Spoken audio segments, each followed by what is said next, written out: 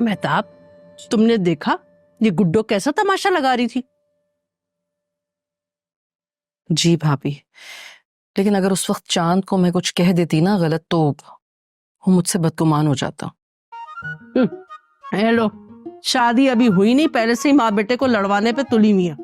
बाद में क्या करेंगी? नहीं नहीं भाभी, मेरा ख्याल है उन्हें कोई गलतफहमी हो गई थी। ओफो मेहताब, यही बात तो तुम कभी समझ नहीं पाओगी कि गलत फहमी कह कहकर ये दोनों एक दिन तुम्हारे बेटे को तुमसे छीन लेंगी।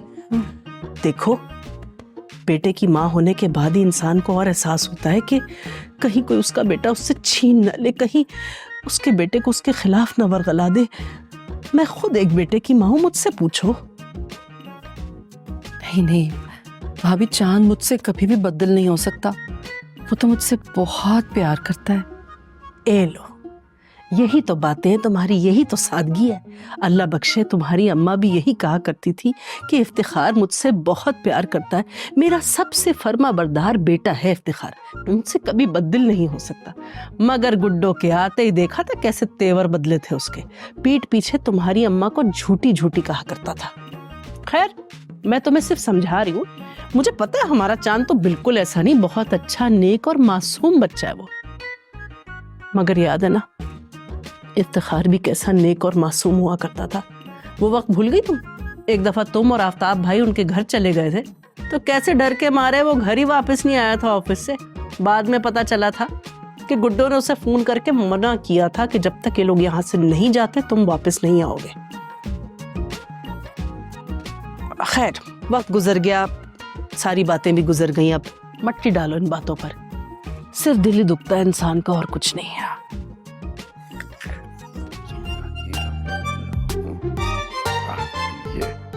ये ला।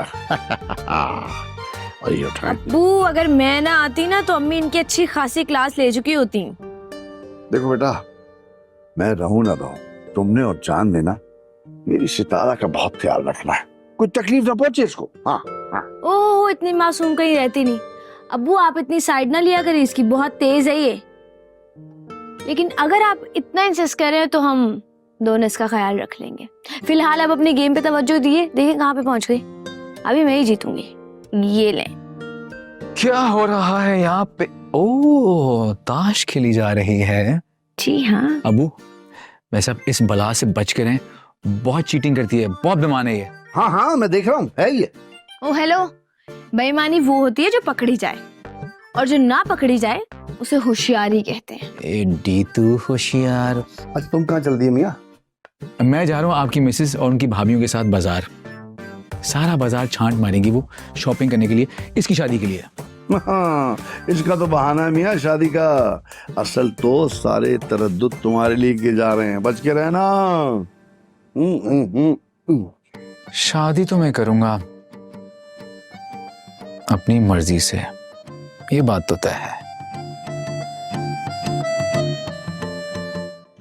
अरे मेहताब, बच्चा तो यही बोल रहा, तुम गुस्सा मत हो। अम्मी वो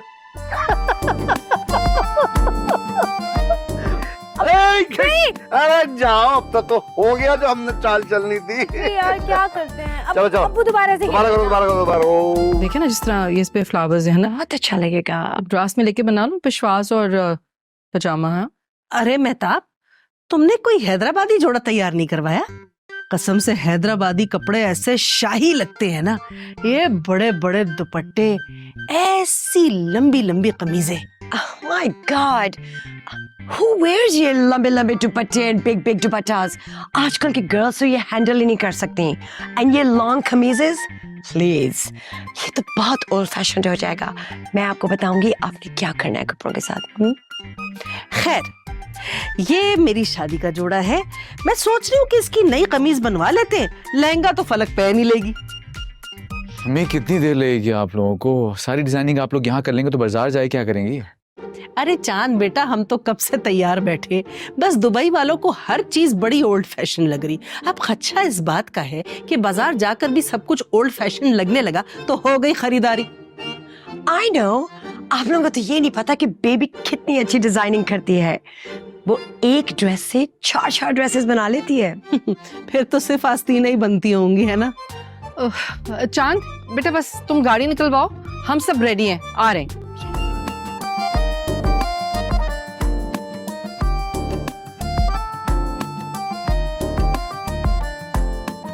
हाय मेहताब, मैं इस पर से कैसे जाऊंगी? आराम से पीछे पीछे। मुझे डर लग रहा है मेहताब। चलो चलो, कुछ नहीं होता, मैं हूं ना आपके साथ। ये पे हाँ।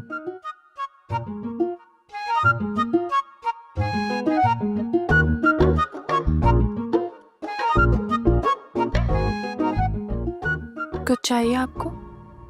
तुम जितनी मासूम बनती हो उतनी तुम बिल्कुल भी नहीं हो।